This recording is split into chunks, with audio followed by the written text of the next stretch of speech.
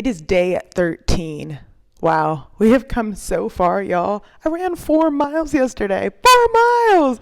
I'm so proud of myself. I hope y'all are enjoying this journey as much as I am. It's all about the journey, not the destination. So let's keep it up, fam. Today we are maxing out at 5 breaths. I'm ready for the challenge, so let's do this.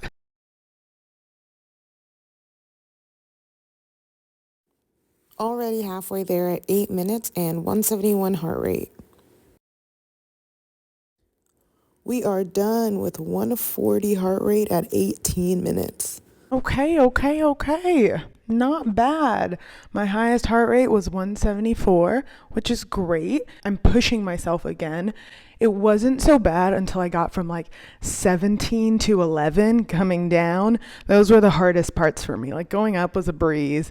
And then coming back down is like, ooh, okay. But then the last part was easy.